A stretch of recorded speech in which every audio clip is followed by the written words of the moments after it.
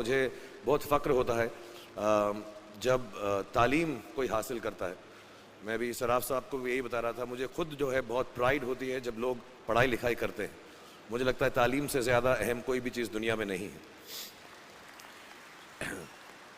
और जैसा मैंने आपसे कहा, इस वक्त ये जो आपका मुकाम है, ये जो उम्र है आपकी, इस उम्र में आप में सबसे ज़्यादा जज्बा होगा, सबसे ज़्यादा ब्रेन सेल्स होंगे और सबसे ज़्यादा बाल होंगे। कुछ सालों बाद जज्बा भी कम हो जाएगा, बाल भी कम हो जाएंगे, ब्रेन सेल्स भी कम हो जाएंगे। सो ये जो मौका आपको ज़िंदगी ने दिया है, ये जो थ्रेशोल्ड पर आप हैं, जब आप बाहर जाएंगे, काम करना शुरू करेंगे और पढ़ाई करेंगे, आप में से कुछ ग्रेजुएट हो रहे हैं, कुछ पोस्ट ग्रेजुएट हो रहे हैं, बहुत सारे अभी पीएचडी हासिल करके गए। आप लोगों को सिर्फ इतना कहना चाहूँगा कि जैसे आपकी सोच है, जो आपके दिल में आए, ज़िंदगी भर सिर्फ वही कीजिएगा। क्योंकि जब आप मेरी उम्र के होंगे या अपने माँ बाप की उम्र के होंगे, अपने टीचर्स की उम्र के होंगे, तो कहीं ना कहीं दिल में कोई ना कोई रिग्रेट रह जाती है कि मैंने वो क्यों नहीं किया। तो हर लड़के और हर लड़की को मैं सिर्फ यही कहूँगा, प्लीज़ जो दिल में आए इस उम्र में ज़रूर कीजिएगा। मेरे जो वालिद थे, मैंने जैसे बताया बहुत पढ़े लिखे थे, तो उन्होंने बहुत गरीब भी थे, उनको कभी कोई नौकरी नहीं मिली, हार्डली उनके पास पैसे होते थे। जो भी बिज़नेस उन्होंने शुरू किया, इतनी तालीम हासिल करने के बाद भी वो फेलियर ही रहा। लेकिन उन्होंने बहुत प्यार दिया, और क्योंकि उनके पास पैसे नहीं होते थे तो मेरे हर जन्मदिन पे अपनी कोई पुरानी चीज़ मुझको दे दिया करते थे। तो पहली पुरानी चीज़ जो, और बहुत बड़ा चढ़ा के उर्दू में अच्छे अच्छे अल्फाज यूज़ करके मुझे इम्प्रेस करते थे कि बहुत अच्छा प्रेजेंट दिया है मुझको। तो वो मुझे पहली चीज़ उन्होंने मुझे, ये मैं हर जगह पर बोलता हूँ, स्कूल के बच्चों के फंक्शन पे, येल यूनिवर्सिटी में, एडिनबरा में, क्योंकि आप लोग सब अपनी लाइफ के उस थ्रेशोल्ड पे हैं जहाँ से आपको कामयाबी हासिल करनी है इंशाल्लाह। सो पहली चीज़ जो उन्होंने मुझे दी थी, उन्होंने मुझे अपना शतरंज का सेट दिया था, टूटा फूटा सा। वो शतरंज हर रोज़ खेलते थे। हनुमान मंदिर के जो हेड प्रीस्ट थे, पंडित थे, उनके साथ रात को जाके मेरे वालिद जो हैं शतरंज खेलते थे। और उन्होंने मुझे कहा कि शतरंज से आप ज़िंदगी के बारे में बहुत कुछ चीज़ें सीख सकते हैं। पहली ये कि कोऑपरेशन और साथ मिलजुल कर काम कैसे करना है। दूसरी ये कि ज़िंदगी में आगे बढ़ने के लिए कभी कभी पीछे भी हटना पड़ता है। तीसरी ये कि जो छोटे लोग होते हैं, जो आप समझते हैं, कई लोग ऐसी बात मानते हैं, जो पॉन्स होते हैं, जो प्यादे होते हैं, उनकी सबसे ज़्यादा इज्जत करना ज़िंदगी के अंदर। कोई भी इंसान छोटा नहीं होता, हमेशा हमेशा ज़िंदगी में काम आता है। और कामयाबी हासिल करने के लिए आखिरी बात शतरंज ये सिखाती है हमको कि कभी कभी जिस चीज़ से सबसे ज़्यादा लगाव होता है, जैसे रानी से अमूमन हो जाता है, कभी कभी उसे भी सैक्रिफाइस करना पड़ता है आगे बढ़ने के लिए। दूसरी चीज़ जो उन्होंने मुझे दी, मेरे पास है वक्त, 2 मिनट बोल सकता हूँ मैं, सॉरी। दूसरी चीज़ जो उन्होंने मुझे दी थी, वो एक टाइपराइटर दिया था। आज के ज़माने में आई डोंट थिंक किसी को, बहुत सारे बच्चे होंगे यहाँ पे जिनको मालूम भी नहीं होगा टाइपराइटर कैसा लगता है। अब सब कंप्यूटर पे काम करते हैं। तो टाइपराइटर के ऊपर जब आदमी लिखता है और अगर गलत लिखता है तो उसको मिटाने में बहुत तकलीफ होती है।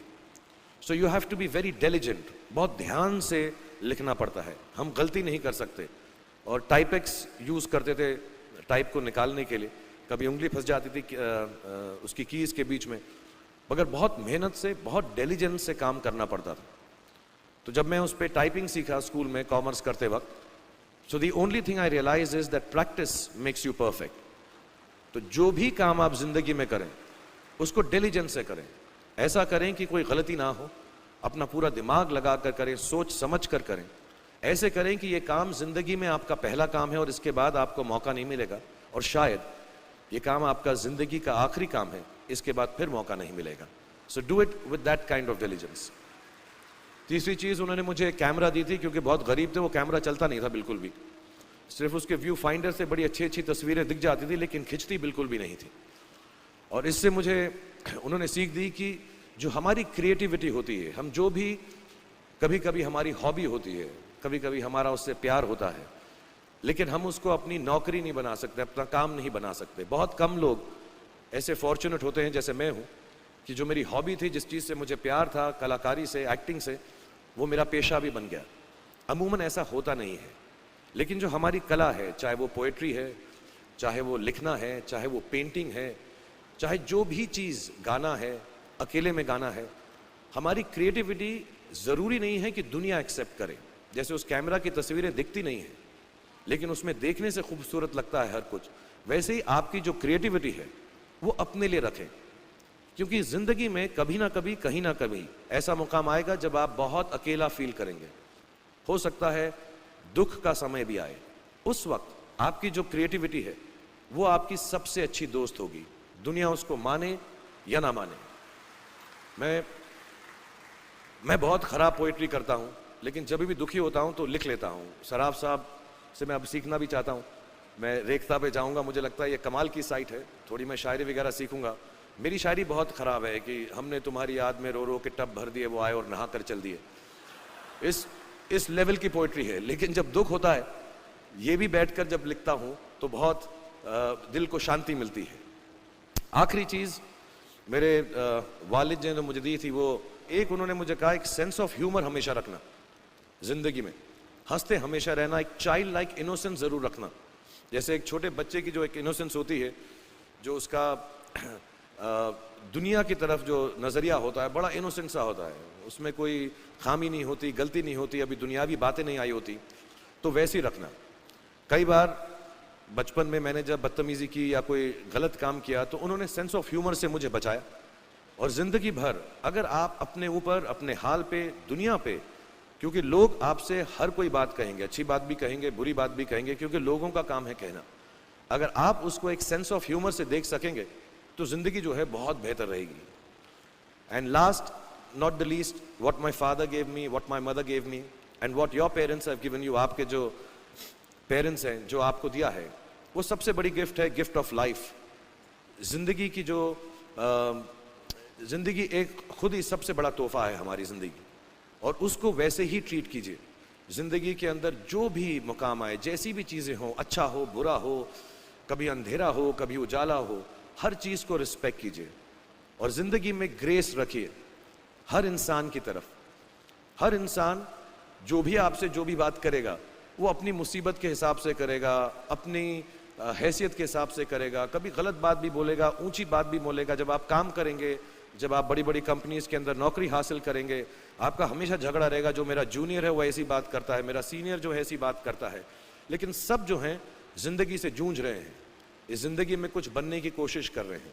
सो वो ग्रेस जो है, वो लीवे जो है, हर किसी को दीजिएगा जो आपके साथी हैं, जो आपके साथ साथ काम कर रहे हैं, जो आपका साथ काम नहीं भी कर रहे और जो आपका साथ नहीं भी दे रहे। ग्रेस से बड़ी चीज़ आप ज़िंदगी को वापस नहीं लौटा सकते। ये 4-5 चीज़ें याद रखिएगा। याद रखिएगा, नहीं रहे तो कोई बात नहीं।